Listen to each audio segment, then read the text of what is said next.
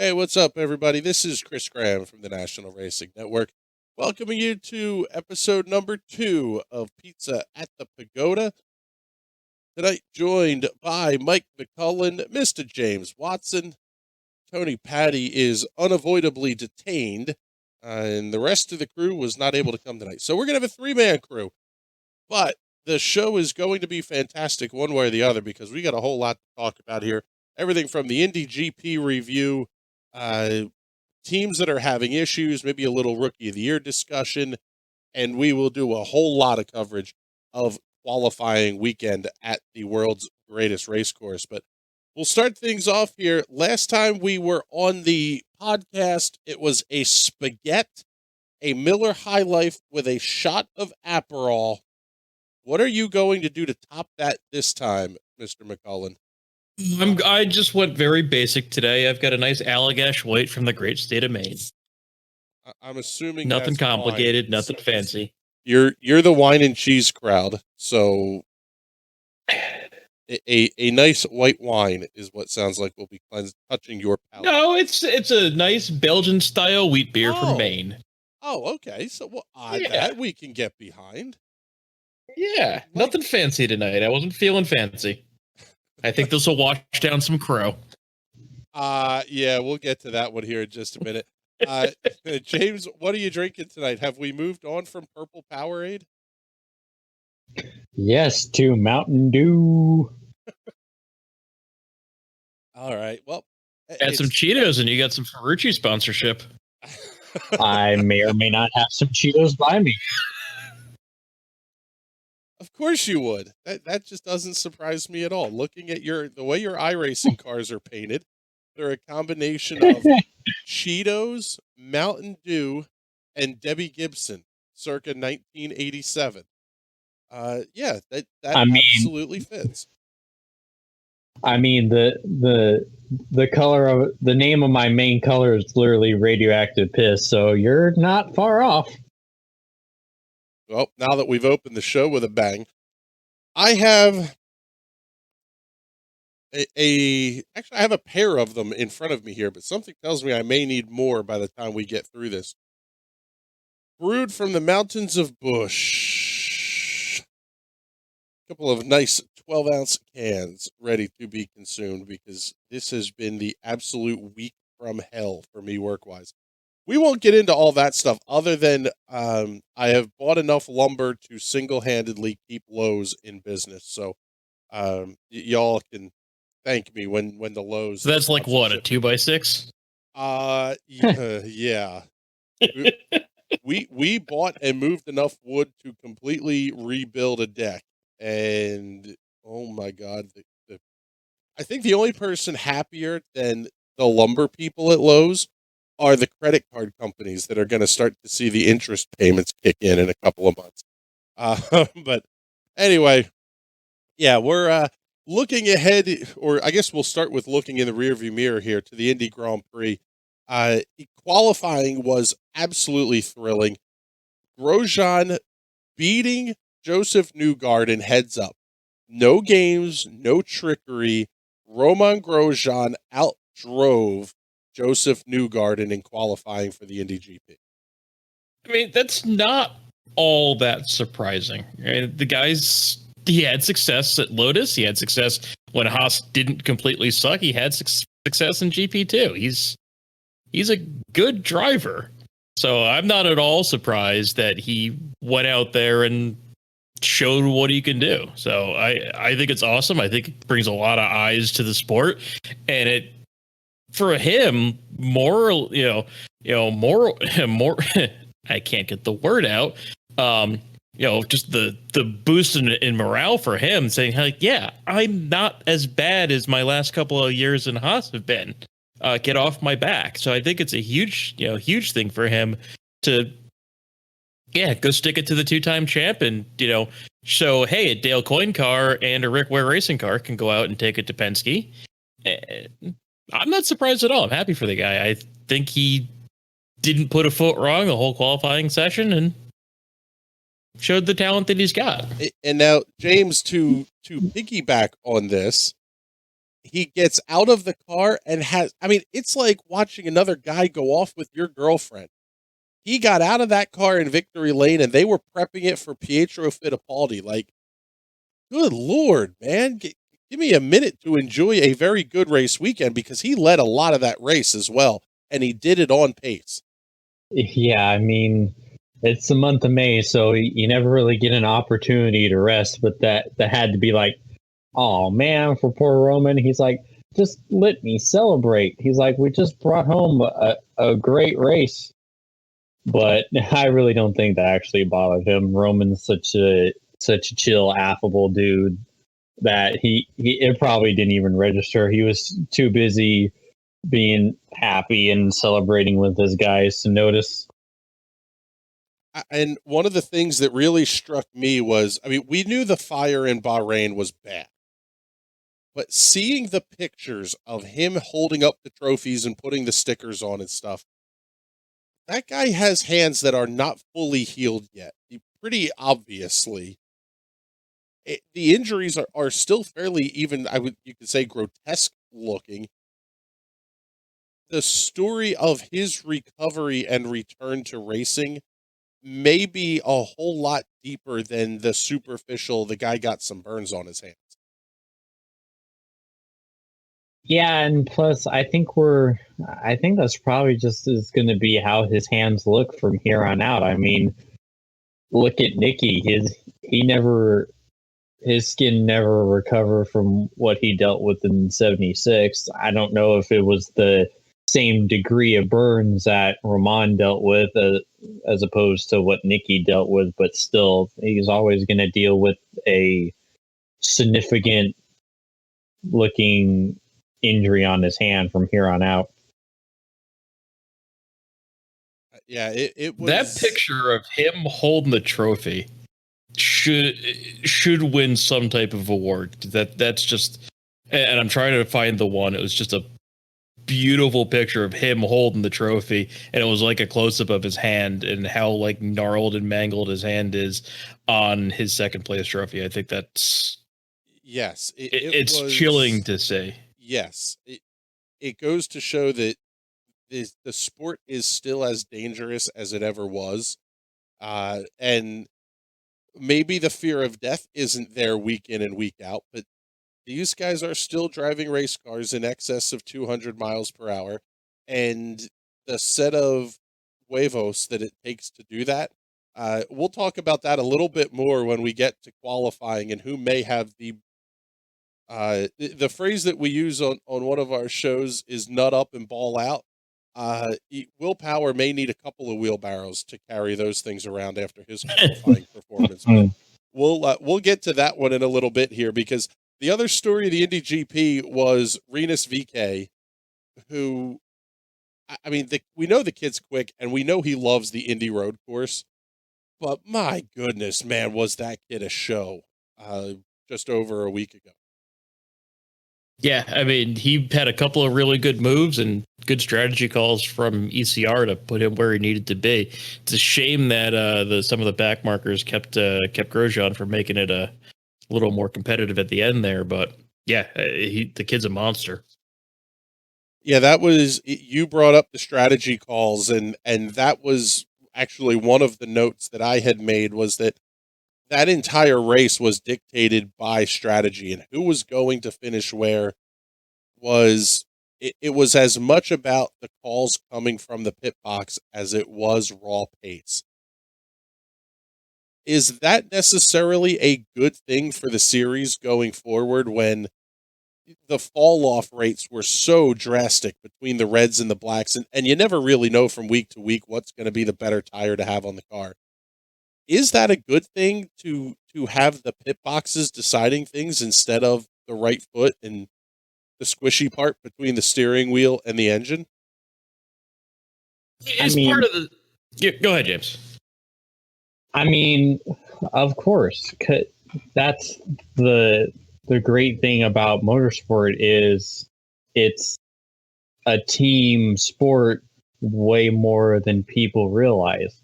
It's having the added unpredictability of what the crews are going to do, what the strategists are going to do, is what makes racing great. If it's just completely all pace, go in, all out, all the time, that could get, as much fun as that would be to watch, it could get stale after a while because certain people are just going to be faster all the time. But if you have strategy come into play more often, then it gives more people a chance to win. It makes it more unpredictable, and then it gives more of a feeling of accomplishment when you do bring home the win, because it, of all the things you had to deal with and manage to get to that point. I think right now the series has a good balance. This isn't like where F1, where strategy determines everything. We talk, you watch an F1, right, and it's all, overcut, undercut. When are they going to bring him in? What's the tire deg? They do their one stop, and, whatever the order is after that one stop is pretty much where the race ends up, or where the order was before the stop, and nothing changes. So in IndyCar, right, the driver still has to go out there and still perform. I mean, VK, yeah, the team put him in the right place. He still had to go out there and get it done. He still had to go out and get some moves done. So I think there's a healthy balance right now. I think if we get to the point where we're watching it, it's like watching an F1 race. There's no more overtakes on track. All of the overtakes are in the pits based on strategy. Yeah, we've got a problem. But right now, I think that there's still a healthy balance of on-track action versus what the strategists are doing to put their guys in the right places. Yeah, I would agree with that in a pretty big way, because it seems like if you make the obvious comparison to Formula One, there is a definitive strategy play that just about everybody is making from the very beginning of the race. It's not like there's a ton of variability built into it. When the pit stops are going to come. That it's going to be a 2 to 2.5 second pit stop, and there's really not even time to have that kind of overcut, undercut strategy that really makes a meaningful difference. We're doing it right in the IndyCar series at this point. Looking at what that can bring into play, however, is we saw Will Power absolutely uncork on his engineering staff during qualifications for the Grand Prix. He was not happy with the car. He was not happy with the aero setups they were running.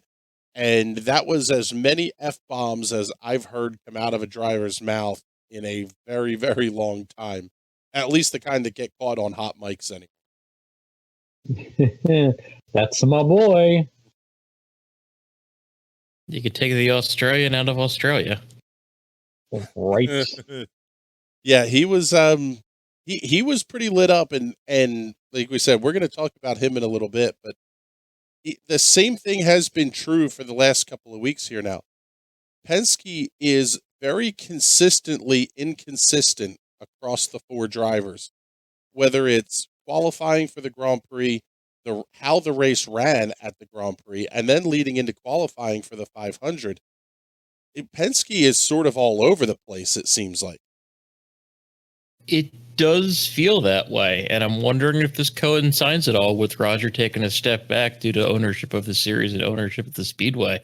If this is all Tim Cindric, I feel like this does coincide a little bit. Just, I don't know. You're right. It feels really weird and really uncharacteristic for Penske to be making mistakes like this. I mean, these guys are, the Mercedes of IndyCar, although this last weekend's performance notwithstanding, but it's uncharacteristic to see Penske make mistakes, and it's uncharacteristic to see Penske drivers frustrated. I mean, same through qualifying. This, I know we're going to talk about it later, but frustration all the way up and down the Penske camp. It's good for the sport because it gives some of the other teams the opportunity to show. But yeah, it's it's really interesting to see one of the kind of the stalwarts and big names of the series struggle. I know that there's plenty of people out there that probably enjoy it. There's a solid contingent that is the anybody but Penske, anybody but Ganassi contingent, and we may get a big heaping spoonful of that coming up at the Indianapolis Motor Speedway this weekend for the 105th running of the greatest spectacle in racing. And before we transition into talking about qualifying and practice for the 500, just kind of an interesting, maybe oddball kind of question to ask, but with the 500 offering double points, this could change everything completely. However, could we see Romain Grosjean win Rookie of the Year? All it would take is for Scott McLaughlin to not have a good day at the 500, and all of a sudden Grosjean is right back in the race for Rookie of the Year.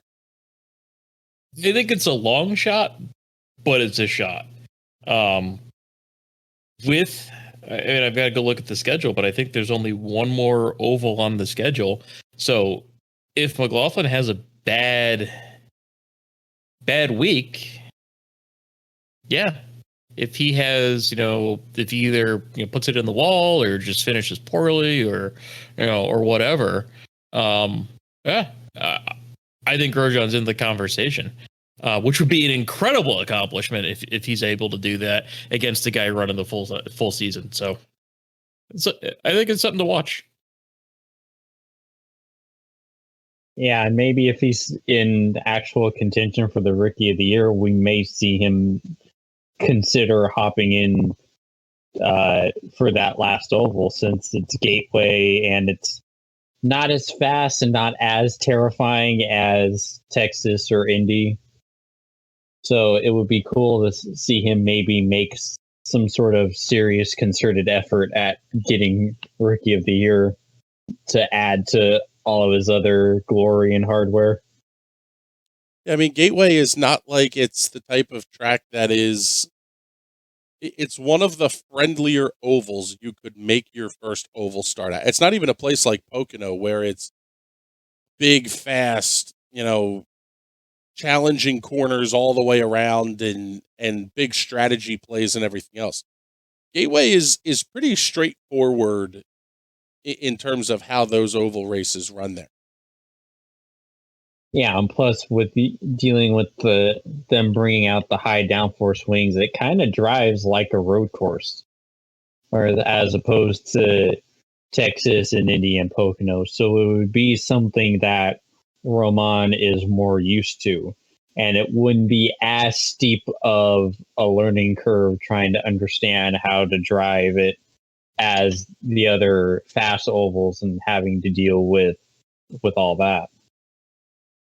So before we get too deep in the show here, we're only, I guess, about 20 minutes in, but we want to make sure that we can devote as much time to the upcoming festivities at the Speedway as we possibly can here. Guys, let's get a little off topic here. What do you think of as Indy 500 food staples? You sort of have, the Kentucky Derby, you have your mint juleps, and you have your cocktails and all that stuff. Outside of like the pork tenderloin, the size of a manhole cover, is there anything that jumps out at you as like the must-have foods for the 500?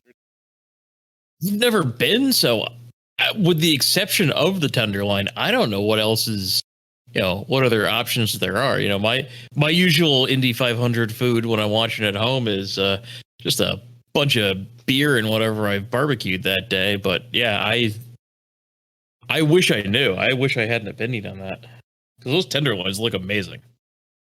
Yeah, when I got free pit passes and went to practice in 2018, I was way too focused on looking at all the race cars in the museum and all the cool stuff around me to even really think about eating.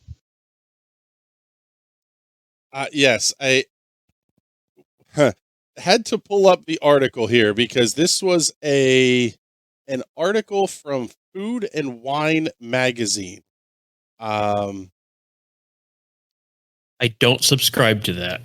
I don't either. However, it was when looking for um, kind of some thoughts on what this stuff might be, and the article begins with, "We gathered to load the truck at 3:15 a.m." Okay. This is discussing the tailgate party for the 100th running of the 500. Most of the group have cracked their first beers of the day before 3:30 a.m. One member of the group tries to fit in 4 containers of raspberries and blackberries into the beer coolers and gets mocked for 5 solid minutes for bringing fruit.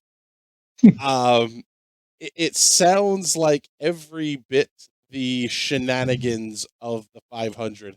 The thoughts that immediately come to my mind when I think of 500, the ideas maybe of 500 food, you have to include something like biscuits and gravy with your Clabber Girl baking powder, baking soda, baking products. Put a little more money in the Holman George family pockets there by supporting Clabber Girl. Um, and then, yeah, I kind of go to either generic track food, your track eggs, bacon, potatoes, all the crap you're going to make up at the tailgate party or whatever, and then just barbecue. Buy the dumpster full, whatever smoked meat I can get in front of my face. I found the same article as you did, and I mean, any racetrack, it's always your main food group is beer, and then whatever you can find. Yes, the article is actually pretty comical, where they're talking about shotgunning beers with the Honda engineers at 7:15 in the morning, because that's race day at the Speedway, I guess. That's race day anywhere, really. I mean, that's my favorite part of Mid-Ohio. You get out for that first USF 2000 or whatever it is practice at 8 o'clock in the morning. Sun's still coming up over the trees, and you crack open that first beer, and you're the only maniac sitting on the hill, because who's sitting out on a hill on a Friday morning watching race cars, except for someone who really likes race cars? And that's my favorite moment of Mid-Ohio, just that quiet, and then the of the first beer, and then the first engines. And like music. The saying is, you can't drink all day if you don't start in the morning. So, game on. Let's go. I don't know that we'll be starting the party at 3:30 a.m. local time here on the East Coast, but it won't be long after that when we kick things off here this coming Sunday.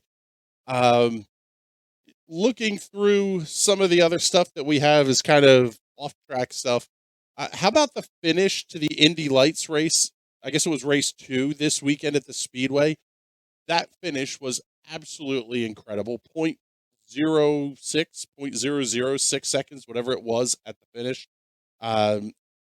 Indy Lights, once again, put on a fantastic show. There's a lot of talent down there, and they're hungry. It's been, so far, every Lights race I've watched this year has been fantastic. So, yeah, they're putting on a good season so far. It's good to see them back with as strong as they are, considering they didn't run it all last year.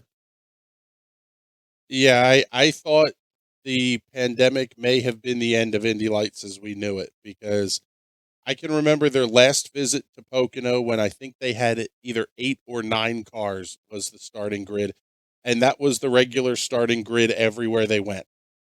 Now we're seeing a healthy car count. We're starting to see some kind of interesting names come in on the ownership side. It's a very good thing to have a healthy lights program, as NASCAR has proven with the Xfinity Series. Yeah, absolutely agreed. I was, sitting watching lights at, the races I went to, 7, 8 guys. I mean, that's, half of why Pato didn't have super license points. He won the championship in a field of 8 guys, and the FIA was like, no. Yeah, that's a big part of it, is if you're going to open the discussion of North American racing should be worth more in terms of the super license, you really need to then consider at least making sure that those series are going to provide the adequate challenge to meet the cutthroat nastiness that you see in Europe. It almost seems like the road to Indy is the cooler version of F2, F3, and the rest of the rungs that you see over in Europe. We just have more fun doing it. Well, I think it's, if you look at the road to Indy and you compare it to any of the U.S. minor league systems, and I'm a baseball fan, so you think of it in terms of, A ball, double A, triple A. Those are just fun to begin with because of the way that we approach it. I think that we approach our developmental series as developmental series, and they're not as cutthroat, and they're not as, you step on your teammates or the other guys because you got a place to get. So I think the road to Indy is right in line with the American philosophy of developmental programs and of developmental ladders. So you mean that there's going to be a meme team coming up like the Trash Pandas or the Indianapolis Intimidators? Because that's all I'm getting from this. I would be so on board with that. Oh, would that be absolutely epic? It would almost have to be along the lines of Hesketh racing of the early 70s, where, one of Hesketh's things was they had to have a baby grand piano in their pit box. Because what else are you going to do when you're sitting around getting drunk as soon as practice is over? I would love to see it. I would love to see somebody with more money than they know what to do with just be like, you know what? We're throwing a party every weekend, everywhere this dumpster fire goes. We are absolutely throwing a party, but it has to be a serious effort, though. I mean, that was the other thing that went with Hesketh was they weren't screwing around. It was actually, a real deal. But speaking of stepping on your teammates and friends here, let's review our picks from the Indy Grand Prix. I thought Mike was going to be the worst one of the lot. However, Tony Patty, since he's not here to defend himself, will get the big smooth move of the race. His pick to win was Scott McLaughlin, who came home in the 8th position. His pick to be the anchovy of the week was Santino Ferrucci, who was not entered in the race a couple of weeks ago. So well done, Mr. Patty. You yourself are an anchovy this week. Looking at the rest of them here, I did not have a terrible day. I had picked Joseph Newgarden to win. He ended up coming home in the 4th position. I said Marcus Ericsson would have a tough day. He actually finished in 10th, so not a terrible day for Marcus, but maybe not as far forward as some of the Chip Ganassi guys would have liked to see. James, very middle of the road. He picks Will Power to win. He comes home 11th. He picks Ryan Hunter-Reay to be the pineapple of the week, and he comes home in the 12th position. So you were very there last week there, James. I didn't suck. Woo! Yeah, you're not the big loser. I think that one is maybe actually a dead heat between Tony and Mike this week. Jack Harvey was the pick to win. Now, he did have an issue on pit road. However, Jack Harvey coming home in the 23rd position. Yeah, that hurt. He was top 3 up until his pit stop. So yeah, and he qualified 4th. So wasn't that far off. And then his pit career screwed him. So yeah, but he still finished 23rd. Yeah, so that makes you the lowest finishing pick to win. And you basically took chalk in the anchovy of the week discussion in selecting Dalton Kellett. And I almost feel bad picking on the kid now because it's time to discuss practice and qualifications for the greatest spectacle in racing. Before we get to qualifying, we'll look at now these are with toe numbers. I don't have the no toe numbers, but Scott Dixon started doing Scott Dixon things, combined across the first 4 practices of the week, which were all prior to Fast Friday when they got the extra boost. Scott Dixon was top of the charts, 226.829 miles per hour, lap time of 39.6774 seconds. Is there any surprise that Scott Dixon is fast at Indianapolis? No. Yeah, I didn't think so. All right, let's continue down the list then, because here's where things start to get interesting. Second quick for the week at 226.470 miles per hour, the number 12 Verizon 5G Team Penske entry of Will Power. What the hell happened between Thursday and Saturday? I want to know myself. Oh God, that was terrible. Look, I've been a fan of his for 10 years now. That man has put me through some hell, but that was a special type of hell because at no point was I really legitimately frightened that, oh my God, I might not see him in the Indianapolis 500. But it was still terrifying because my paranoid butt was like, but could he though? I just could not believe that any Penske car could find themselves on bump day, let alone the one I worshipped for a decade. It was just all kinds of stress I did not need. Yeah, it kind of, now I will make the potentially unpopular argument here. I don't think it was a surprise that Will Power was in that last 5 that would have to qualify again on Sunday and, air quotes, sweat it out. And the reason I say that is we had 5 cars that you would reasonably look at and go, yeah, he could probably go home. In fact, I had more than 5. However, just knowing the way the IndyCar world works, somebody was going to miss. So if you look at the bottom of the practice list, R.C. Enerson was slowest for Top Gun Racing, and they were well off the pace. In fact, they only turned 50 laps in practice the entire week. That car was going to go home without a ton of help. Dalton Kellett was next slowest in practice. Pietro Fittipaldi, Charlie Kimball, Stephen Wilson, Max Chilton, J.R. Hildebrand back to 29. Every one of those cars, you would have said that guy was going home, and you would have gone, not that surprising.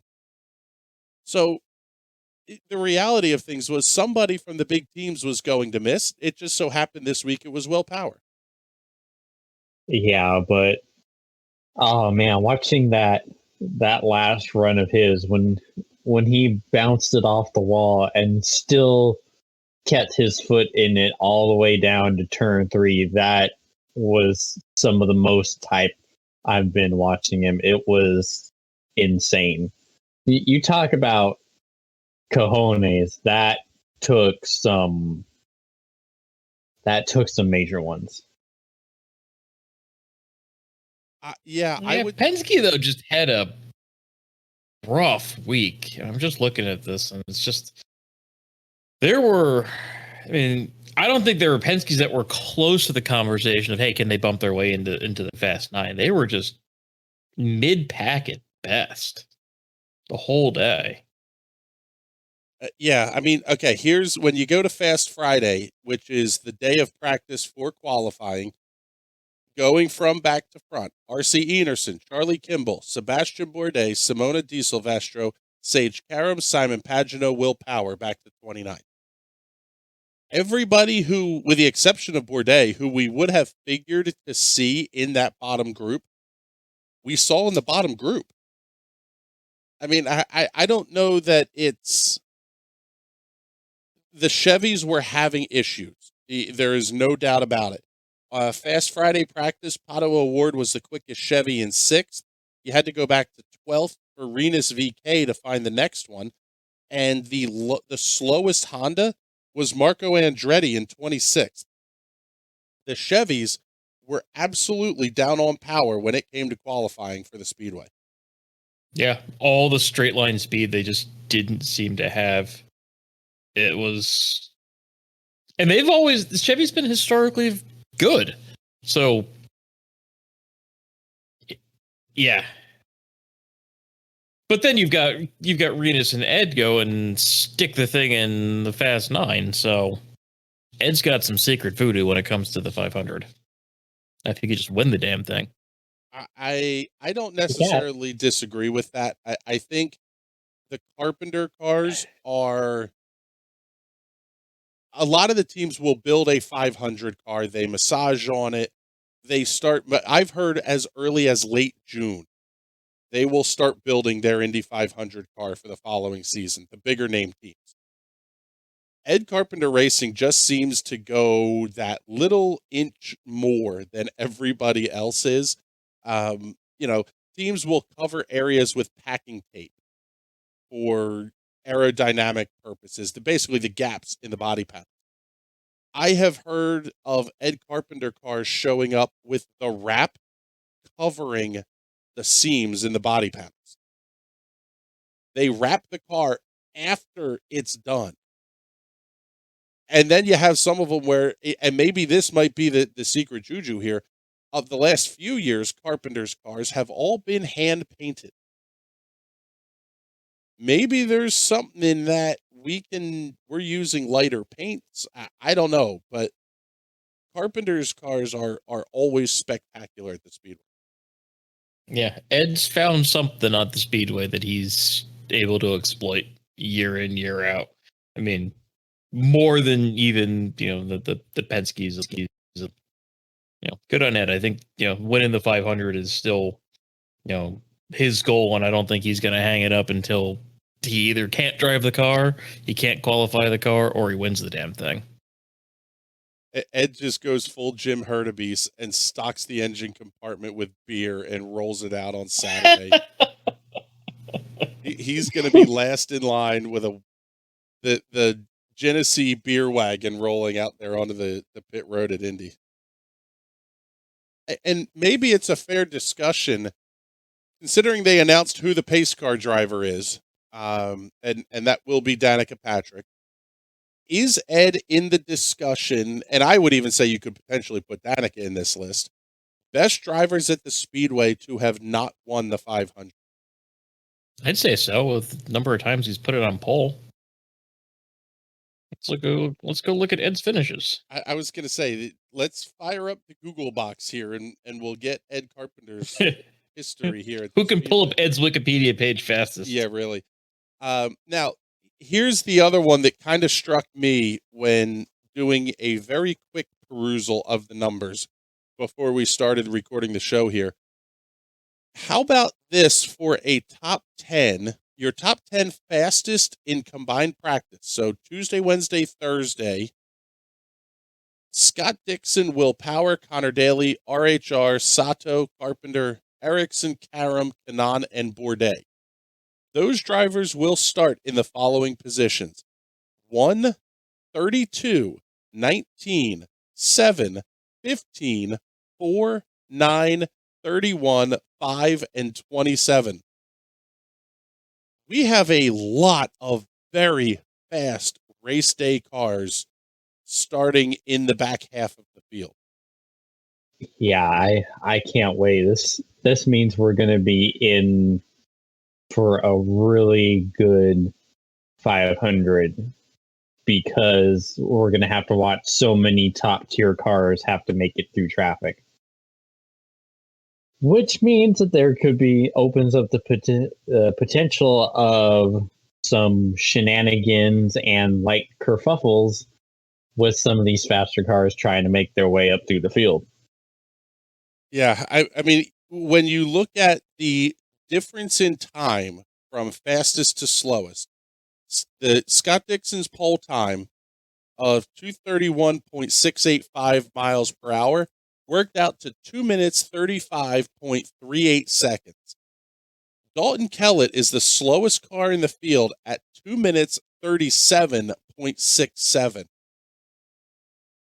The reality of things here is that, and even when you look at the combined practice speeds throughout the week, they're within 2 mile an hour of each other. I guess we'll say 3 mile an hour of each other.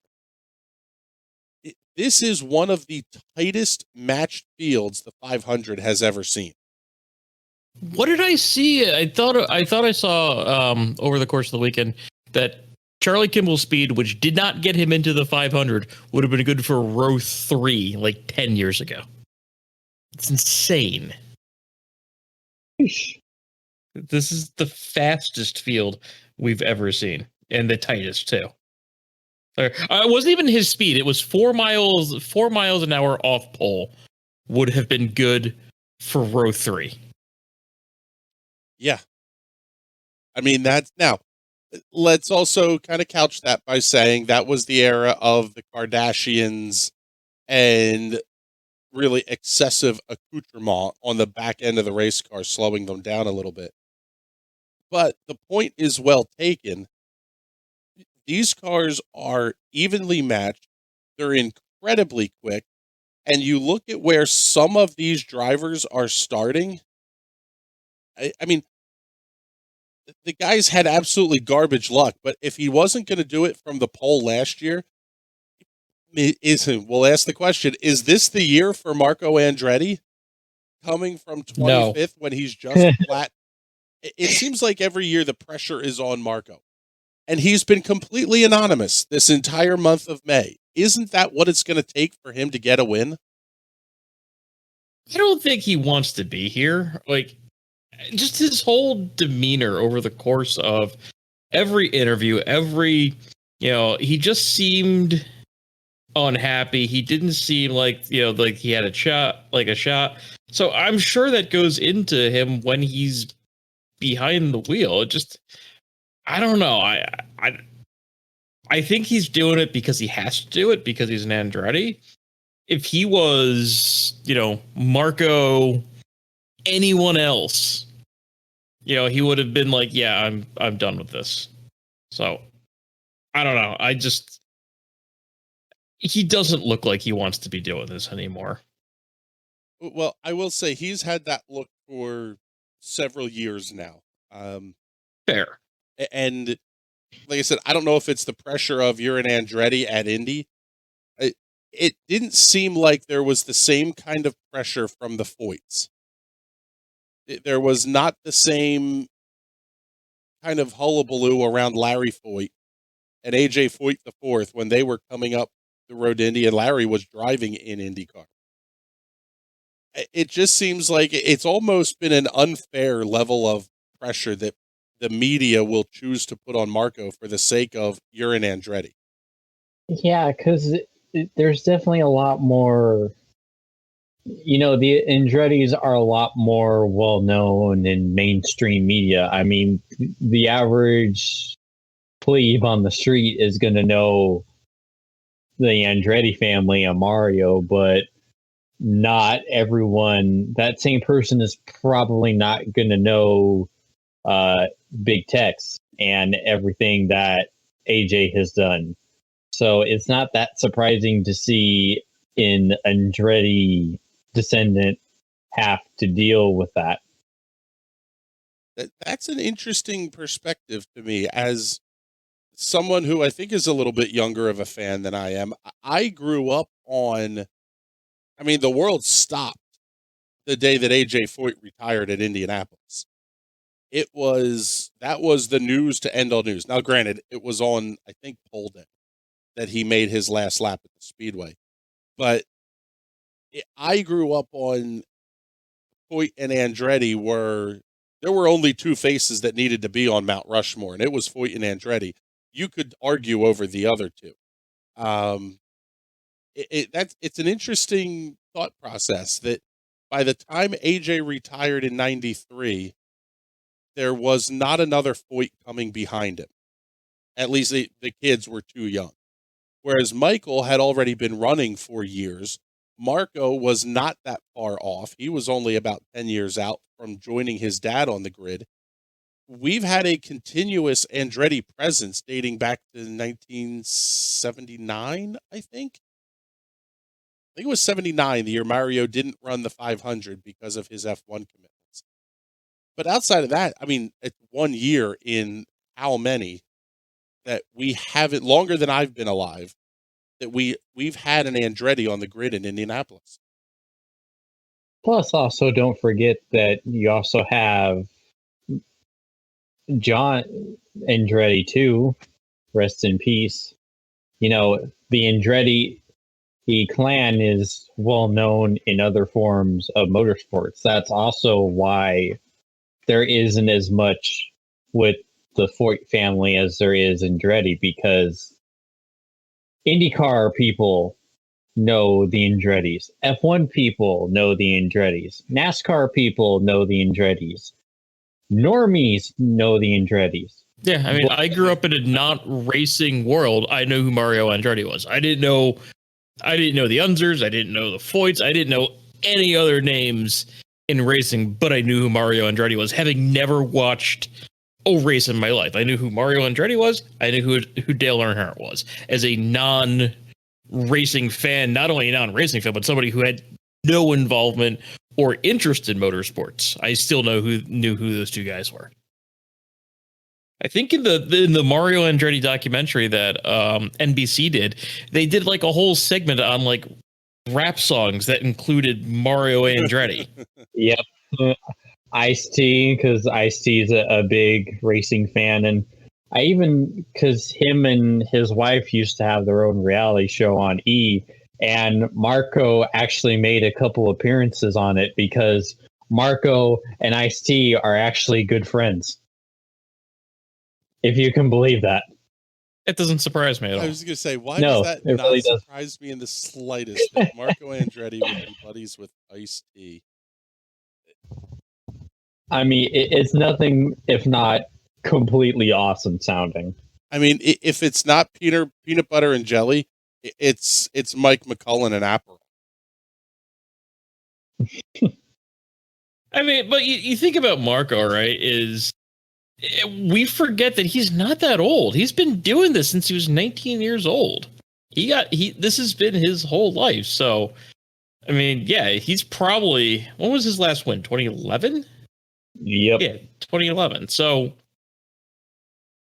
I mean, to have that much just not success, he had that pole in Detroit, and then that race went to hell for him. Let's also, I think you kind of can't forget 2006 either. Marco's first time at the Speedway, and he lost the race. He became the first ever driver to be passed on the front straightaway of the final lap. May have even been the first last lap pass to win the Indy 500. He put on a show as a young kid, and that's now instantaneous expectations the rest of your life when you come through the gates of the Indianapolis Motor Speedway. So pivoting a little bit here, we'll look up the grid, taking a look at the Fast 9 in the qualification results. Scott Dixon, Colton Herta, Rinus VeeKay, Ed Carpenter, Tony Kanaan, Alex Palou on row number 2. Hunter Ray, Castro Neves, and Erickson were the 9 cars that competed in the Fast 9 shootout on Sunday. Were any of those names a surprise to you guys?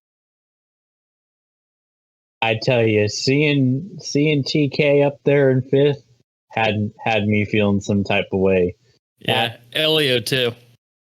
Yes. Oh, seeing the OGs that I grew up idolizing up there, still competing for the pole here in 2021, supposed to be pretty much done in IndyCar.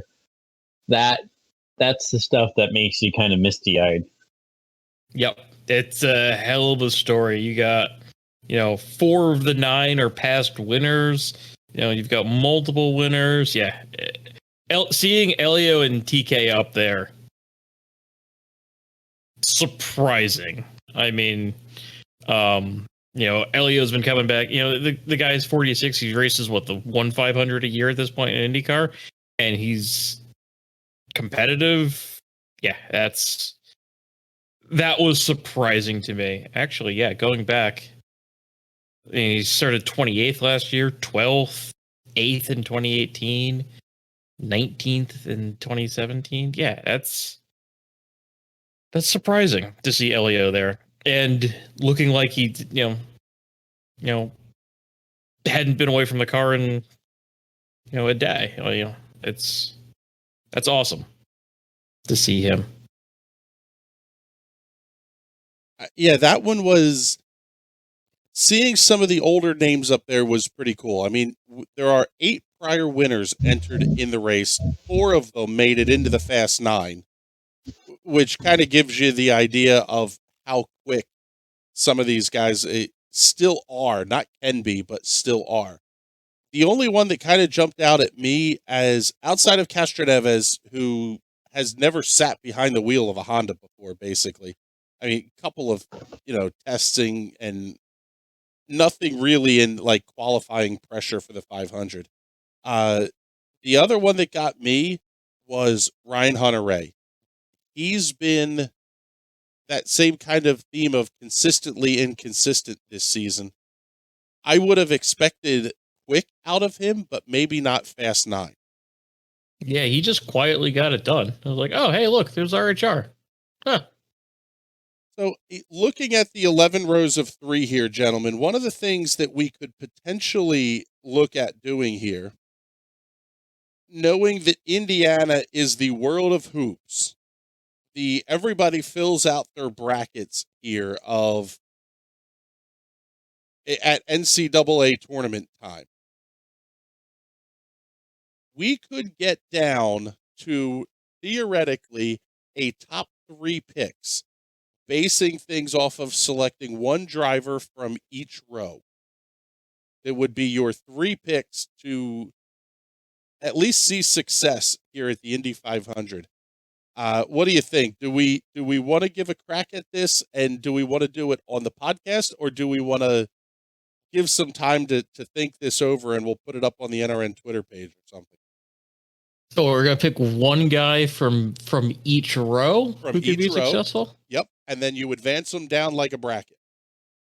I think we should probably do it on the Twitter account because I need to get in contact with my bracketologist and get to see what Ken Palm and Joe Lenardi think about it. Get Joe Lenardi on the horn here.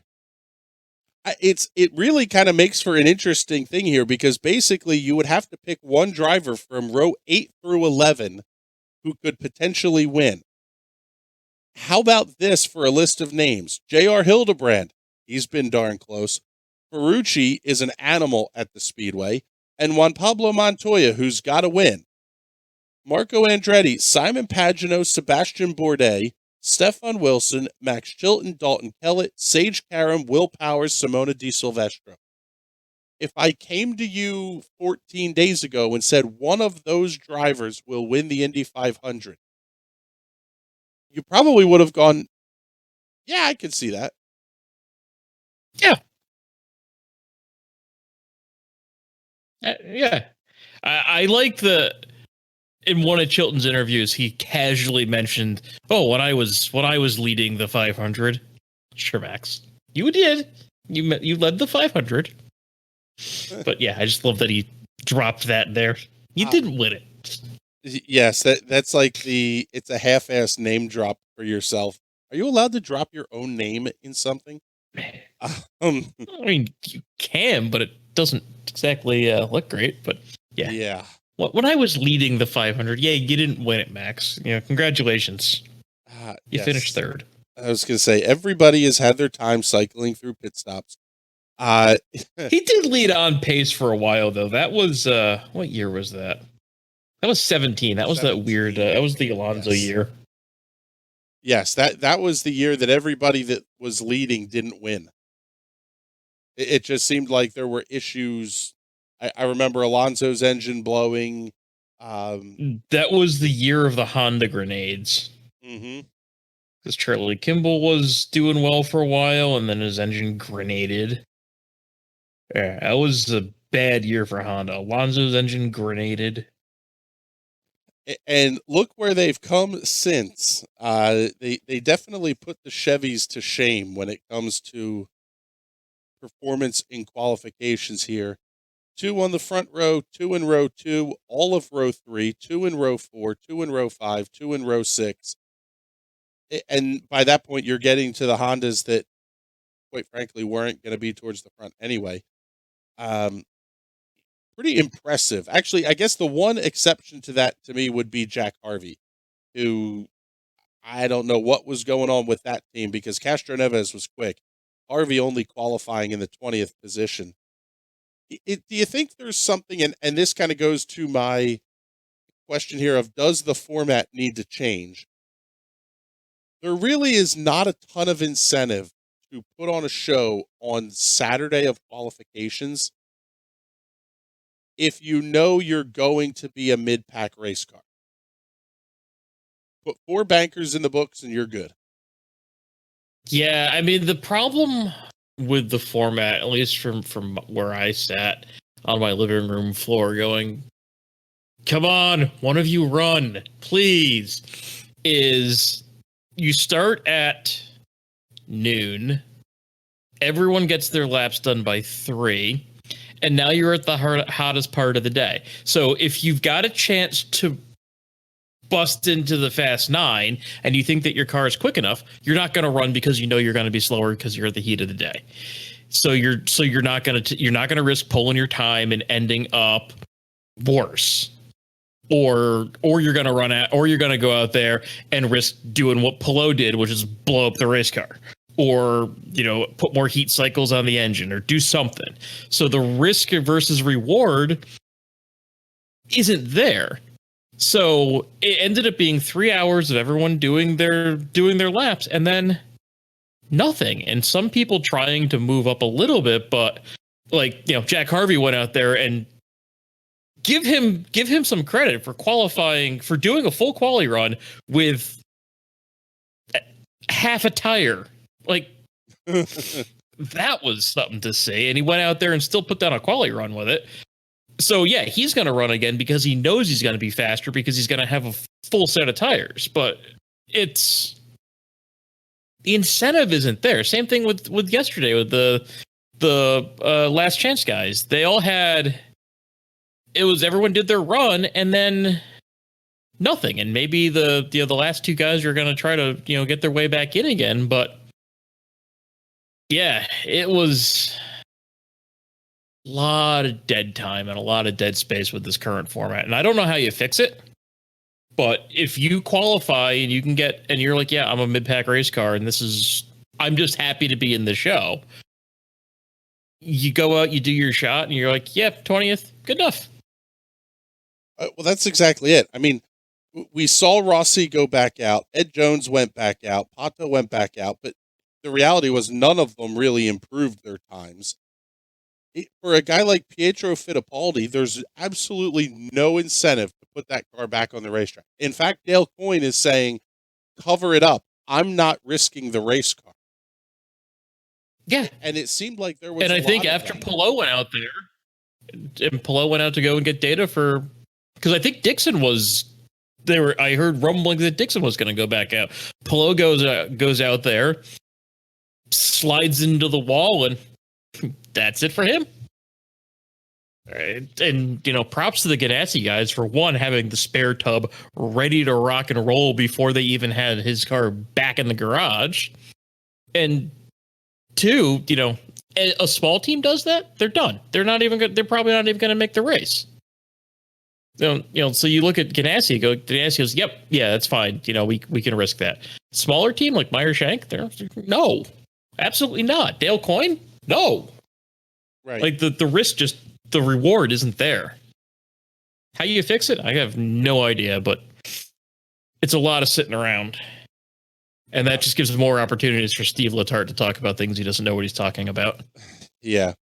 I just spotted something on the official starting lineup as released to the media. The number 1 of J.R. Hildebrand. It's an AJ Foyt car, right? Here's the official team name of that car. ABC Supply Foyt Stewart Racing. Fully outfit suit, Batman. Foyt Stewart. Didn't we casually mention this in the Discord when we were making fun of that weird photo op that Foyt was doing? Yes. We did. Yeah. the oddball of Tony Stewart being there on the pit box on race day, there may be more to that. You're not going to title the entry that way. No.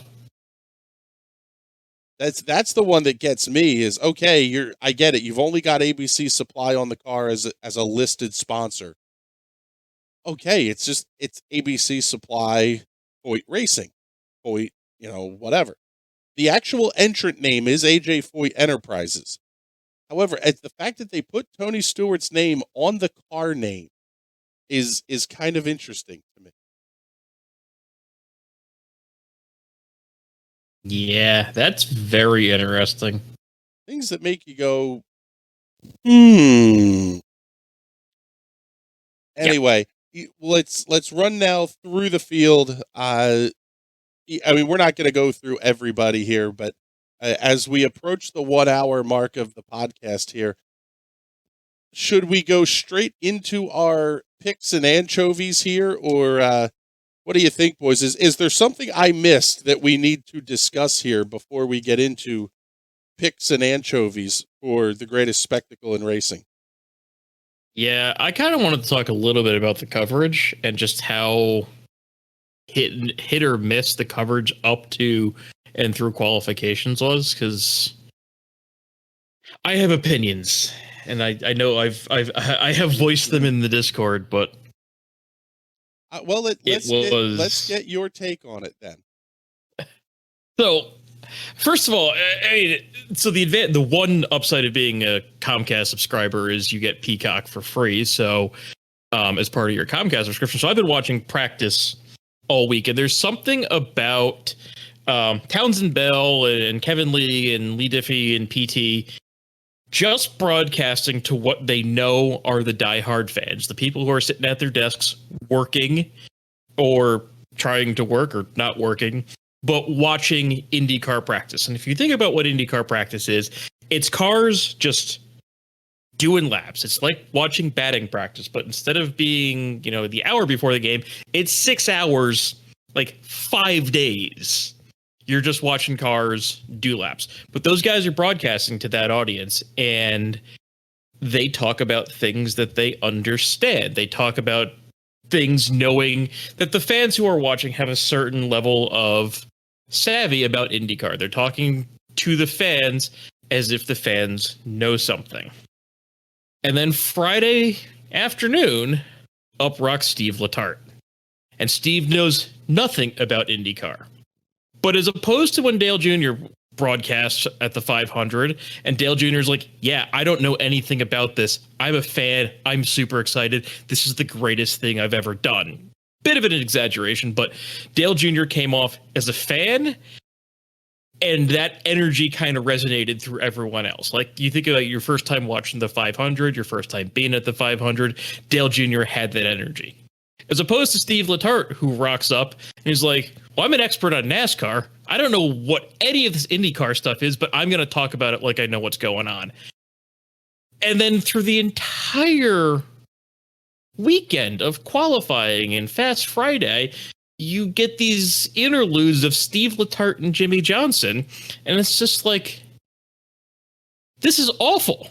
Like, I would do anything for Steve Letarte to go away and never be near an IndyCar track again, or at least pick up a rulebook, Steve, watch a race or two, understand that, no, you don't put wedge in an IndyCar, understand what the adjustments are, call the drivers by their right friggin' names, like JD Hillenbrand, or whatever he called JR. Hildebrand, like, Hildebrand. Yes. Yeah, it was... As somebody who's sat through 36 hours of whatever practice that we watched, the jarring juxtaposition of Steve Letarte talking like he's an expert, because, and I think I said this in the Discord, this is like taking a Major League Baseball manager who's won World Series, who's very successful, and flying him over to India and having him call India Premier League cricket matches as a color commentator. on the face of it, it's the same. You hit a ball with a bat, guys run around, people catch the ball. But everything's different. And that's like, I know that NBC is trying to bring more eyes to the sport, and Jimmy Johnson brings more eyes to the sport, and I won't disagree with that. And it does sound like Jimmy is thinking about running the 500 and TK is trying to wear him down. But Jimmy Johnson at least approached it from, yeah, I've sat in these cars. I know how this works. I still don't get how these guys do this on ovals. This is insane. But he approaches it with a reverence of he gets it and he wants to learn. Where Steve Letarte just shows up and just starts talking about not knowing a thing, but still talking like he's an expert. It's like giving a guy who's only watched IndyCar for 6 years a microphone and a podcast. Oh, wait. But I know when I don't know what I'm talking about. Like, I'm not an expert. I'm just a guy who likes talking about this shit, and I'm often wrong and I'm often corrected. But I know that I'm not an expert, and nobody's presenting me as an expert. Whereas Steve Letarte, my bad. I'm sorry. No, it's fine. I mean, I can. It's just, and I think just the entire, like, every time, even my wife is an IndyCar fan. My wife watches a lot of IndyCar. She looked over at me during one of the Letarte and Jimmy Johnson segments, and like when they were, when they had the booth, and she was like, "What are these guys talking about? Have they ever watched a race?" Like. And if my wife can pick that up, and again, my wife is an IndyCar fan. She's gone to races. She gets the basics of the sport. She's not crazy like I am. So she's not looking for every time the guys are clicking weight jacker and adjusting roll bars and stuff like that. But if she knows that the guy that NBC is portraying as an expert isn't, it's an insult to those of us who are. And that's my take on Steve Letarte. Yeah, I've been an IndyCar fan for almost 15 years now, more than half my life, and even I don't claim to know everything. There's still plenty about it that I don't understand. If you ask me what the hell a damper is, I couldn't tell you. So yeah, it was uncomfortable listening to Steve, and as someone who's been watching NASCAR a lot longer than I have IndyCar, I have my own fair share of criticisms about Steve Letarte's commentary that we won't get into at this point. I think it's an interesting kind of case study, though, in the talent of people. And you can be very good in a segment without being good in the broader picture of things. And I don't want to knock on Steve Letarte, because I would be willing to bet he was not real pleased with his performances this past weekend at the Speedway. However, it very clearly got the feeling of, I don't know if you guys watch the Chili Bowl coverage at all. That airs on Racing Boys pay-per-view all week long until the C-Main on Championship Saturday. And then it flips over to MAV TV, and you get a completely different set of broadcasts. When you watch the Chili Bowl broadcast, you can tell those guys have not been there all week. So they haven't been in the dirt and getting a feel for everything. And yeah, this guy's actually really strong, but he just had a bad pill draw, didn't have a good qualifying night, and all the stuff that goes into putting on a race broadcast. It's very difficult to be in Steve Letarte's position of, I have to be doing my NASCAR gig all week and trying to keep Indy on in the background to know a little bit of what's going on, so I don't sound like a total fool when I get there. The reality is, the people that are watching practice for the 500 and obviously are then tuning in for qualifications are your most knowledgeable fans. Qualifying is, I think, the side booth pairing of Letarte and Jimmy Johnson is the perfect equal to the qualifying format. Could it be good? Absolutely. Is it any good? No. It's And I don't want to knock on Steve. I have a feeling that NBC, I have a feeling that NBC showed up and said, "Hey, Steve, you're going to the 500." He probably said, "Oh, cool," and then that was it. And so, not a knock on him personally. And I know the guy was out there doing his best, but he was set up to fail. And that's sort of what I'm getting at. Is he's put in a position where translate your lifetime knowledge of wrenching a car. It's like you said, the analogy comparing baseball to cricket was perfect.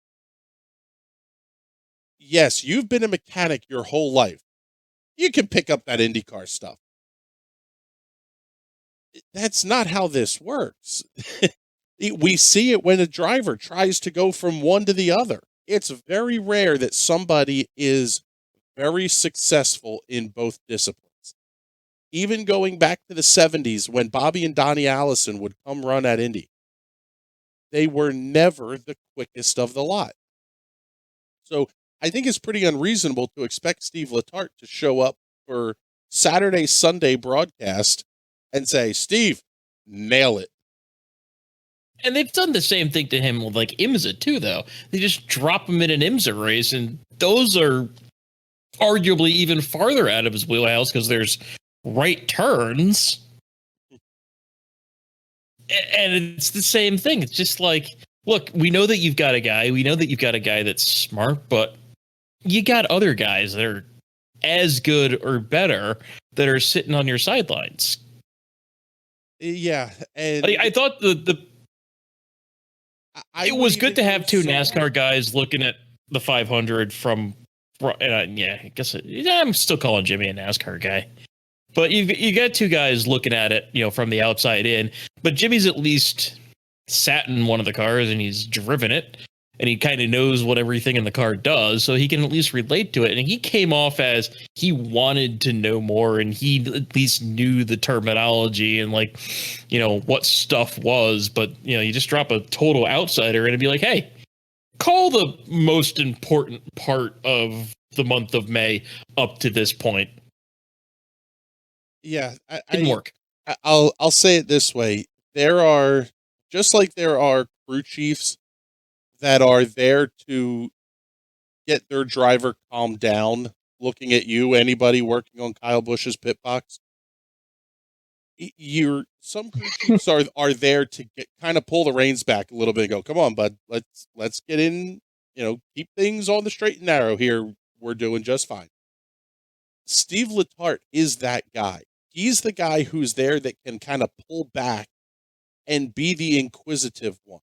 Because that's what I got a lot of the feeling is that when you had Dale Jr. and Steve Letarte on that pit side box, Jr. is hair on fire. This is cool. Man, this is freaking cool. And Letarte's there to just go, well, okay, what's cool about it? Let him kind of steer the ship a little bit, and you got great content out of those guys. And he got a lot of great content out of Danica Patrick as well last season. I'm surprised they haven't had her in the booth more, that she's only going to be there on Sunday for the race. That's a name that you would go, hey, she's driven these cars. She's almost won this race. In the same way that I don't know if that Ross has. Yeah, I don't know if that has anything to do with the PT incident from last year, because that was uncomfortable. So I don't know if she pulled back or if they decided to go a different direction. Yeah, I'll say it this way: Paul Tracy he was okay at the start of the NBC deal, but especially now that he knows they're not coming back, he is in full don't give a damn mode. It's kind of fun to hear him pick on Townsend and have Townsend pick on him. And that's the kind of the fun part about the Peacock stuff, where it's like, yeah, we know that this isn't going out on the air, so we're just going to pick on each other. At least Of the three, right? Of the three guys in the booth, Townsend is probably my favorite because he's actually driven this generation of car, like not with the latest aero kits, but he's actually driven a DW12 and gets how it works and has been at the speedway recently, and on the track recently. Like I've actually watched a 500 with Townsend Bell, which is kind of my barometer of when I started getting involved in watching this stuff. So he at least knows how these cars work more so than PT. But yeah, it's I do like the two of them fighting with each other. It's quality broadcasting. That to me is a callback to the Bobby Unser, Sam Posey stuff that ABC had to deal with. And Townsend isn't one, he's not as vociferous as Bobby Unser would be in the, now Sam, that's just wrong. He would call Paul out. He would call Sam out. He called anybody. Even if he was wrong, it didn't matter. He'd call him out. Townsend is a little bit more reserved than that, but he is about the perfect driver analyst. He was good enough to be very dangerous, but not good enough to still be behind the wheel of the car. Paul Tracy is a guy who's won IndyCar championships. He thinks he's won at least one Indy 500. Maybe that kind of bitterness still comes through about the speedway, and that's part of it. But I don't know that Paul Tracy is the right guy to have in the booth, but I do love the ball busting that will go on there. So one thing I did notice that you reminded me of was he and Sebastian Bourdais were the bitterest of enemies when they raced against each other, and now PT, it sounds like he's almost defending Bourdais and won't let anyone kind of shit on, kind of where Bourdais is at, kind of towards the end of his career here. It almost seems like he's going to bat and he's like, yeah, I can say shit about him because, he and I came to blows more than once in kart, but I won't let anyone talk down about him because I know what he's like as a competitor. And I did notice that a couple of times over the week. And I was just like, that's interesting. That's like, those guys did not like each other, and it's good to hear him almost be like, yeah, he's still quick, he's still got it, he's not in a great situation, but he's still got it. And it's interesting to see him defend Bourdais as being like, yeah, he's still fast. Isn't it funny how that goes sometimes? Like, you fight someone so hard that you almost become one and the same. Like, look at Senna and Prost back in the day. Like, shortly before Ayrton passed, Prost and him got pretty close to the point where Ayrton asked him to come back to F1. Now, if you had asked someone a few years before Ayrton's passing, when they were still with McLaren, that they would have never expected anything like that to happen. So it's kind of a little fascinating observation when you see guys fight each other so hard in the pursuit of their goals. Yep. It's talent respects talent. So with that here, I'm going to encourage you guys as we get ready to wrap things up. We have a couple of pieces of sad news, actually, that we're going to touch on here right towards the end of the show. But do this whole little bracket game. I will send over a bracket to everybody. We'll post it on the National Racing Network Facebook and Twitter pages. The matchups that you get after picking your first driver in, your driver out of each row to move on, is some of these are really, really difficult to pick. Let's see. There were a couple that jumped out at me right away here. Ed Carpenter versus Elio Castroneves or Ryan Hunter-Ray. Ooh, that's a tough pick. Alexander Rossi or Takuma Sato. Ooh, That's a tough one. Ooh, yeah, it is a tough one. There's a lot of spiciness that comes through this. So we'll get that dialed up and prettied up on the graphics and all for everybody. Seeing a couple of pieces of news. We got the email last night that Andre Ribeiro passed away in his native Brazil. He had taken on a pretty big role in Penske's automotive dealerships down there following his retirement from IndyCar. So sad news. He was very young. I believe he was 55 years old. And also seeing today that Max Mosley passed away, the longtime head of the FIA. We won't go into all the family background stuff there, which is quite disturbing. But he was one of the guys with Bernie Ecclestone that took Formula One from being a kind of niche sport to rivaling soccer on a week-to-week basis, or football for the non-Americans of us, rivaling that week in and week out for the world's biggest spectator sport. So a couple of sad pieces of news that we'll pass along there. But gentlemen, it is time to make our picks for the race win and the anchovy of the greatest spectacle in racing. In fact, we won't even call it the anchovy this week. In honor of our co-host who's not with us tonight, who is the Tony Patty of this weekend's Indianapolis 500? Why are you going to do him like that? Because he's not here to defend himself. He's not here to defend himself. So, we will start with, let's see. I don't have anything to coin flip here. We'll say, Mike, who is the anchovy of the week for the 105th running of the Indianapolis 500 presented by Gainbridge? Oh, it's so hard. Oh, let's see.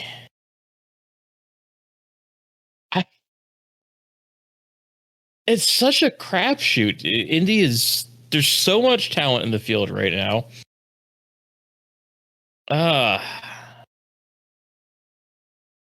Man, this is a tough one. I'm gonna put some bad juju on Penske and just Pagenaud. I think Pagenaud's gonna have a rough week. He's had a rough week before. I don't think the 500 is gonna agree with him. No milk for Simon this year. That's an interesting pick when most of the paddock says Pagenaud has the best car far and away in traffic. We'll see how that one plays out for you. James, who do you want to pick here for the pineapple of the week? I'm gonna kind of stick with the Penske organization like Mike was doing and go with Scott. I think it's going to bite him because the Indianapolis 500 is completely unlike anything he's ever dealt with. So I think it's going to bite him somehow, some way. It wouldn't surprise me. It is, even with not having 500,000 people in the building on race day, the pump is still going to be there. And the roar that will go up on those last four notes of Back Home Again in Indiana, when Jim Cornelison holds that last A. Yeah, it gives me chills thinking about it. I guarantee you that could potentially screw with Scott McLaughlin.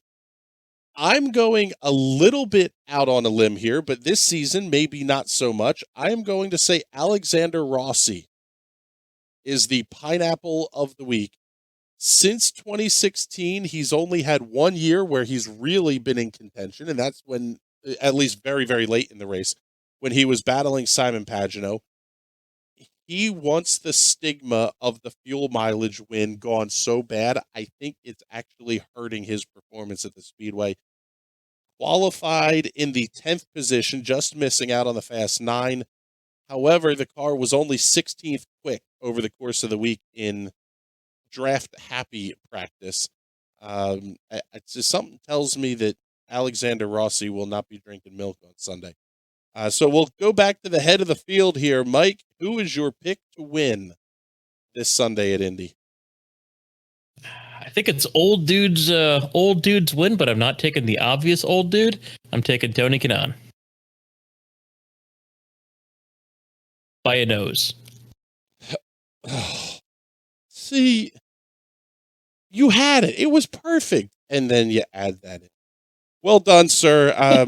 We may still be drunk on Monday, by the way, if TK wins this thing, because that party will extend from sea to shining sea for sure. James, who's your pick to win here? Do you even really have to ask? Yes, actually, you're sure you want to pick the guy who is rolling off in the 32nd position by the hair on his chinny chin chin. How about 3/100ths of a second from missing the show? Toowoomba, Australia's own Will Power is your pick to win. I'm a ride or die, bish. I always got to root for him. That's my boy. Well, that would be a hell of a comeback. You know what? It's almost like the way Rossi won his, where you kind of have to play the off strategy game right from the very beginning. You almost wonder if Power and that side of the Penske garage isn't already coming up with the games to play when you consider that Pagano and Power are both going to be starting in those last 3 rows. We're going to start this one in fuel map 5 and hope for the best. All right. I guess we're down to me now, and I hope I don't jinx this guy. I really, really hope the commentator's curse doesn't strike, but I think it's the year. The only bigger party to come out of Indianapolis outside of a Tony Kanaan win would be for an Ed Carpenter win. I think this is the year. He doesn't have that many left in him, at least being ultra competitive the way they are, just based on how old he is. I think this is the year that Ed Carpenter goes to victory lane. I wouldn't hate it. No, I don't think anyone should disagree with that pick. Okay, does he pull the Sam Hanks? Does he quit in victory lane and never sit in an IndyCar again if he wins the 500? No, he's at least got to get through Gateway this year because he doesn't have a driver for it otherwise. You can work that out. Hey, Connor, you've been hired. That's it. Connor, you're now our full-time driver. And I mean, in all reality, Carlin's not going anywhere towards the front. Here, what's your paycheck worth from Carlin? Oh yeah, I carry that around as pocket change. Here, come drive for me. All right, so in review, surmise, and summation, Mr. Watson has willpower to win out of 32nd position. The anchovy of the week is Scott McLaughlin, who rolls off in position number 17 in the Yellow Submarine. Mike has Tony Kanaan winning, which would be absolutely incredible. The Brazilian American Legion car. How cool would that be to see the American Legion car and Tony Kanaan go to victory lane on Memorial Day weekend?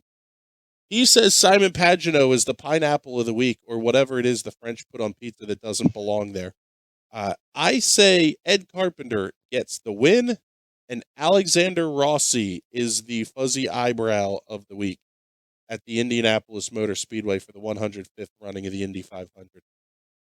Gentlemen, with that, I think we should probably consider getting the heck out of here. We're already approaching 90 minutes of talk about the greatest race in the world. We could probably talk for hours about it too. But any final thoughts before we get off the air here, James? We'll kick things off with you. Oh, I'm just so looking forward to the weekend. I'm going to be actually attending the race for the first time in my life. Me and Patrick are going to go spend the weekend and get completely stupid around race cars. It's going to be great. That sounds like a blast. Just don't get bizzled on the way, all right, bud? Mike, what are you doing here? What are your plans for you? Yeah, actually, I forgot to ask this one. Since Monaco was this past weekend, what the hell are we supposed to do Sunday morning? Get up and drink? Come on. Yeah, but usually you have Sleep. a race on to get up and drink for. Yeah, right. You think you're So gonna get up and sleep? drink and watch an old race. That's true. You know what? Watch qualifying again. Based on the setup that we're gonna have here, I may put old Indy 500s on starting at like 5 in the morning just to piss off the neighbors. Um, all right. So what else? Any final thoughts here before we get on out of here, Mike? I mean, this is, they don't call it the month of May for nothing. They don't call this the greatest spectacle in racing for nothing. Even with, less than full capacity, it's still going to be amazing. It's a great field. I think we're in for a great race no matter what. Scott Dixon is probably going to win regardless.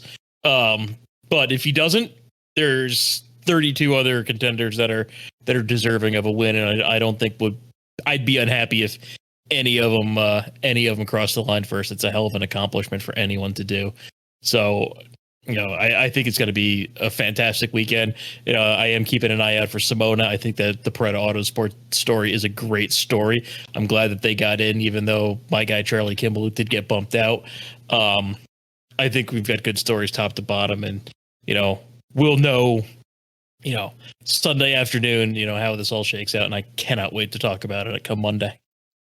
Yeah, the quote that was used for years to kick off the Victory Lane interview, "Welcome to immortality." Those words make the hairs on my arm stand up. Somebody is going to hear that, and their life will be changed forever.